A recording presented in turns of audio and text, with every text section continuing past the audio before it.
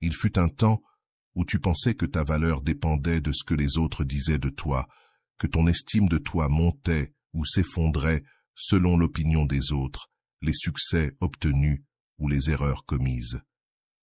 Tu marchais dans la vie avec un masque, essayant de t'adapter, de prouver quelque chose, même quand, à l'intérieur, tu ne savais pas vraiment qui tu étais. Mais, et si je te disais que tout cela peut changer?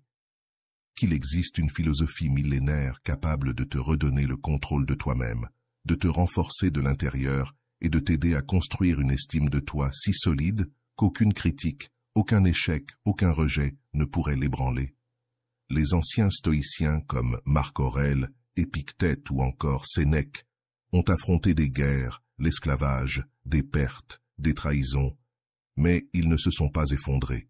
Ils ont appris quelque chose que la majorité ignore encore. La véritable force ne naît pas de la volonté de contrôler le monde, mais de la capacité à se dominer soi-même. L'estime de soi ne se trouve pas, elle se forge, non pas à l'extérieur, mais dans le feu intérieur de la discipline, de la clarté et de la vertu. Dans cette vidéo, je vais te partager 10 principes stoïciens qui ne vont pas seulement transformer ta façon de penser, mais aussi la manière dont tu te vois toi-même. Ce ne sont pas de jolies phrases, ce sont des outils réels, puissants, pratiques. Chacun d'eux a été testé par les siècles et peut devenir un guide pour ton développement personnel. Si c'est ta première fois sur la chaîne, je t'invite à t'abonner pour ne rien manquer de nos prochaines vidéos. Et si tu es prêt à reprendre le contrôle de ta vie et à vivre avec une vraie force intérieure, va dans les commentaires et écris « Mon esprit est ma forteresse, et personne d'autre n'a le contrôle ». Écris-le maintenant, et reste jusqu'à la fin, car aujourd'hui, tu ne vas pas seulement entendre des idées. Tu vas te rappeler de quoi tu es fait. 1. Commence par dominer ta réaction, pas la situation. La majorité des gens vivent dans une illusion. Ils croient que s'ils réussissent à contrôler le monde qui les entoure, ils trouveront enfin la paix. Mais le monde est instable, changeant, souvent injuste. Le stoïcisme enseigne que la vraie liberté, la vraie force, ne viennent pas de la manipulation des circonstances, mais de la régulation de ta réponse à ces circonstances. Rien d'extérieur n'a de pouvoir sur toi, sauf si tu le lui donnes. Quand tu choisis de rester calme dans le chaos, tempéré face à l'injustice et lucide face à l'incertitude, tu deviens maître de toi-même, même si tu ne peux pas être maître du monde. Dominer ta réaction, c'est un acte de sagesse et de courage. Cela ne signifie pas se résigner. Cela signifie choisir. Choisir de ne pas céder intérieurement face aux provocations extérieures. À chaque fois que tu réponds avec vertu au lieu d'impulsivité, tu renforces ton caractère. Et un caractère fort est l'armure de l'âme. Les situations peuvent être dures, oui, mais c'est ton jugement à leur sujet qui détermine leur poids dans ta vie. Le feu peut te consumer ou te forger. Ta réaction décide si tu brûles ou si tu te trempes. Dans un monde qui insiste pour t'entraîner hors de toi, le véritable stoïcien reste ancré en lui-même. 2. Ne cherche pas la validation extérieure. Cherche la vertu intérieure. Nous vivons dans une société obsédée par la validation. Les likes, les abonnés, les compliments, la reconnaissance. Comme si notre valeur dépendait du regard des autres. Mais les stoïciens savaient que ce chemin ne mène qu'à la frustration et à l'insécurité. Épictète disait « Si tu cherches l'approbation des autres, tu deviens leur esclave ». Et il avait raison. Quand ton estime de toi dépend de ce que les autres pensent de toi, tu leur donnes le pouvoir sur ton bonheur. S'ils te félicitent, tu te sens bien. S'ils te critiquent, tu t'effondres et tu passes ta vie à monter et descendre sur une montagne russe émotionnelle. Les stoïciens nous enseignent que la vraie confiance vient non de l'approbation, mais de la vertu intérieure. Vivre avec sagesse, courage, justice et tempérance. Ce sont les seules choses qui comptent vraiment. Pense à quelqu'un que tu admires profondément. Tu le respectes pour son nombre d'abonnés ou pour la qualité de son caractère. Les grandes personnes sont admirées non pas parce qu'elles ont cherché à plaire, mais parce qu'elles sont restées fidèles à leurs principes. Si tu cesses de courir après l'approbation des autres et que tu commences à te concentrer sur la vertu, tu seras libre. Libre de la peur du rejet. libre de l'obsession de plaire, libre de l'anxiété de ne pas être assez. Cela ne veut pas dire que tu ignores les critiques. Cela veut dire que tu choisis ce qui mérite ton attention. Est-ce que ça vient de quelqu'un de sage? Est-ce une critique constructive? Est-ce que cela t'aide à grandir? Si ce n'est pas le cas, laisse tomber sans regret.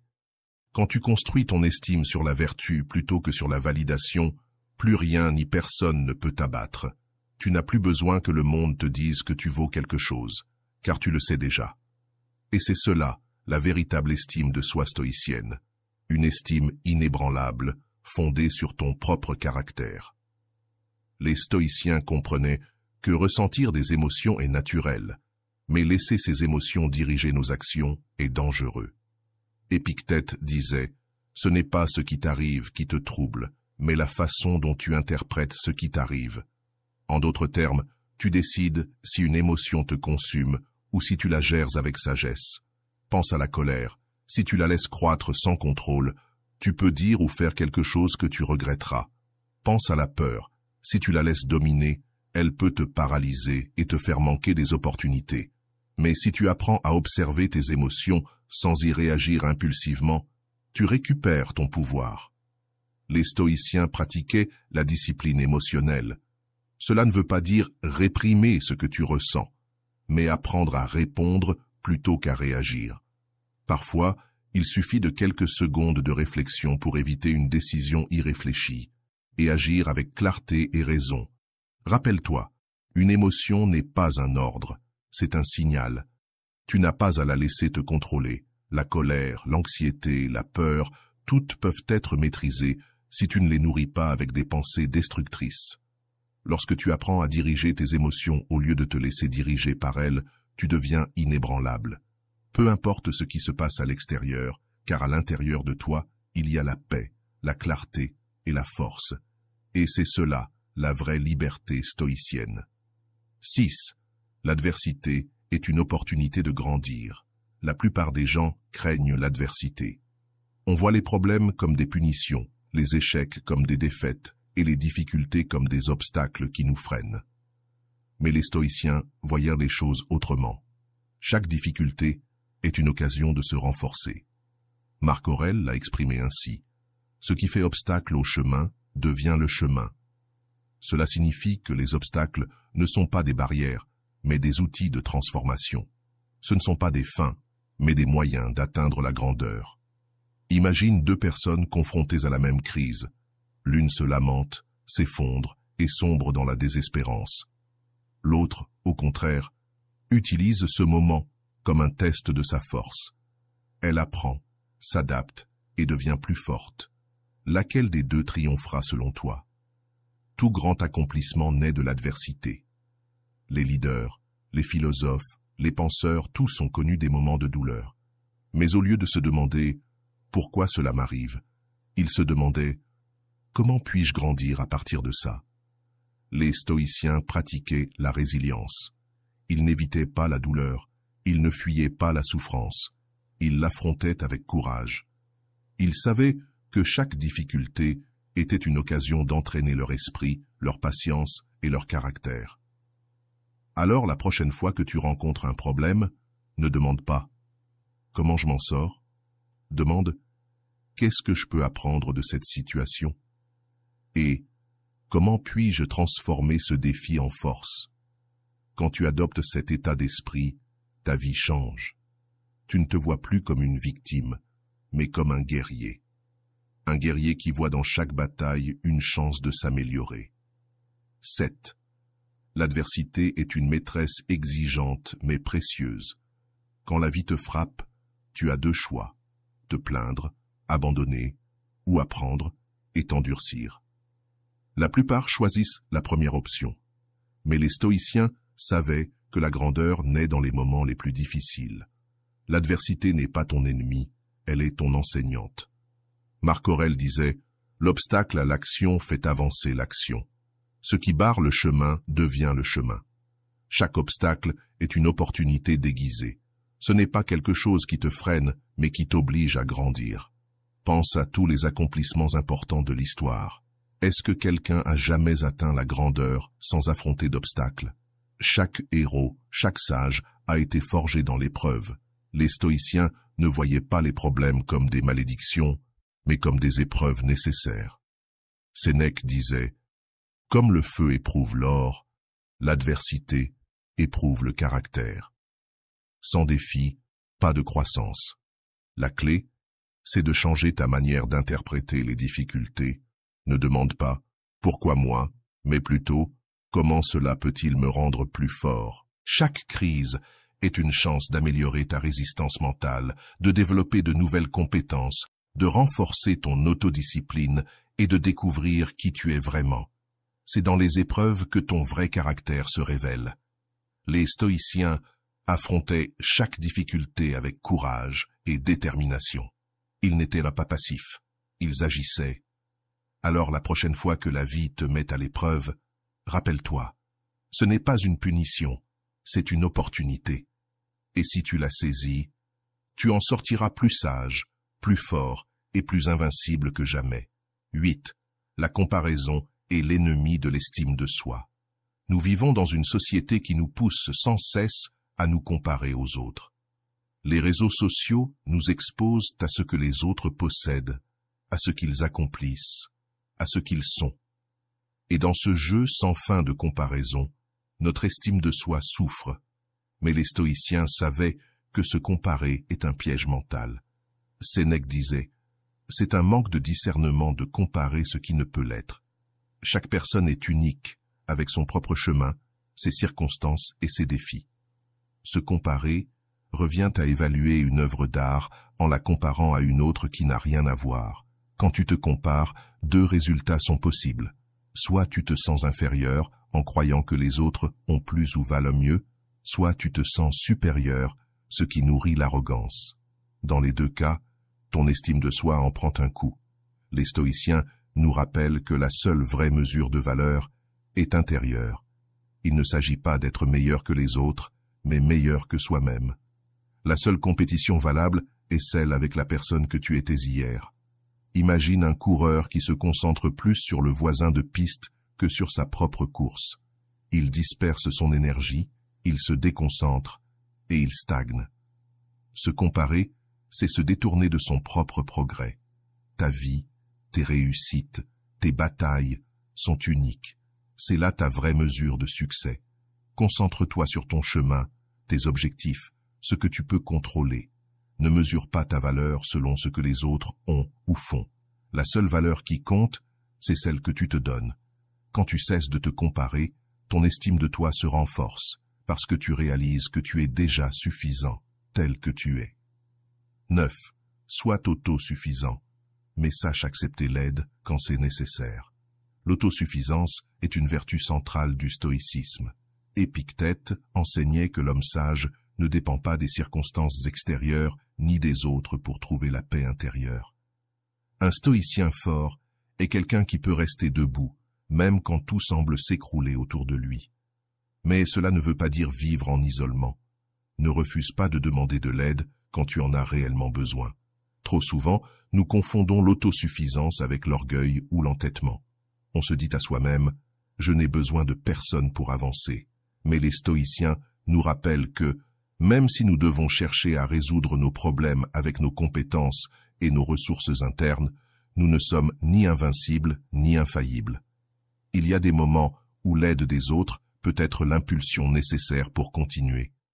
Sénèque disait « C'est une qualité sublime que de savoir quand demander de l'aide ». Reconnaître que nous ne pouvons pas toujours tout faire seuls n'est pas une faiblesse, mais une preuve de sagesse et d'humilité. Personne n'est totalement autosuffisant dans tous les aspects de sa vie. Et en reconnaissant que nous avons besoin de soutien, nous devenons plus forts, pas plus faibles. La clé, c'est l'équilibre. L'autosuffisance t'offre la capacité d'agir par toi-même, de prendre des décisions sages et de rester indépendant. Mais lorsque tu es confronté à des défis que tu ne peux pas surmonter seul, demander de l'aide démontre que tu comprends tes limites et que tu sais tirer parti des ressources qui t'entourent. Il n'y a aucune honte à demander de l'aide. Le stoïcisme ne consiste pas à rejeter notre besoin humain de connexion, mais à trouver en soi la force de garder la paix intérieure, même lorsqu'on dépend des autres. La véritable sagesse réside dans le fait de savoir quand être autonome et quand s'ouvrir à l'aide d'autrui. Et cela, loin de t'affaiblir, te permet de continuer à grandir et à apprendre. 10. Choisis avec sagesse ce à quoi tu accordes ton attention. Ton attention est ton bien le plus précieux. Là où tu poses ton regard, va ton énergie. Et là où tu places ton énergie, se forme ta réalité. Dans un monde saturé de stimuli, d'opinions, de distractions et de conflits, le véritable défi n'est pas de trouver de l'information, mais d'apprendre à l'ignorer. Le stoïcisme nous enseigne que tout ne mérite pas notre réaction, ni même notre regard. Chaque pensée que tu laisses entrer, chaque émotion que tu nourris, chaque inquiétude que tu choisis d'embrasser, construit ou détruit ton état intérieur. Prêter attention n'est pas un acte passif, c'est une déclaration de ce que tu considères important, et donc de qui tu choisis d'être. Un esprit sage ne se laisse pas entraîner par tout ce qui brille ou qui crie.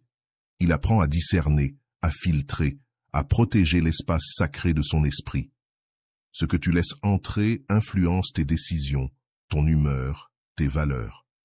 Si tu donnes ton attention au bruit, tu perdras la mélodie. Si tu donnes ton attention au conflit, tu perdras la paix. Mais si tu choisis de regarder vers ce qui est élevé, serein et essentiel, ta vie s'alignera avec ce qui compte vraiment. La maîtrise de soi commence par la maîtrise de l'attention. Tout ne mérite pas une place dans ton esprit. Décide avec fermeté et vis avec clarté. Si tu es arrivé jusqu'ici, tu as déjà fait un pas courageux vers une estime de toi plus solide, plus authentique et plus libre. Aujourd'hui, nous avons exploré 10 principes stoïciens qui ne renforcent pas seulement ton esprit, mais te redonnent aussi le pouvoir sur ta propre vie. Souviens-toi, tu n'as pas besoin de contrôler tout ce qui se passe à l'extérieur. Tu as seulement besoin de maîtriser ce qui se passe à l'intérieur. C'est là que se trouve ta véritable force. Si cette vidéo t'a inspiré, imagine ce que tu peux découvrir dans la prochaine. Je t'invite à continuer l'exploration de cette philosophie qui transforme des vies depuis des siècles. N'oublie pas de mettre un j'aime. Cela aide d'autres personnes à découvrir ce contenu. Partage cette vidéo avec tes amis, ta famille ou toute personne qui, selon toi, a besoin d'entendre ce message aujourd'hui. Et bien sûr, abonne-toi pour ne pas rater le prochain épisode où nous irons encore plus loin dans l'application du stoïcisme à ta vie quotidienne. Merci de m'avoir écouté et souviens-toi, ce que tu ne contrôles pas ne définit pas qui tu es.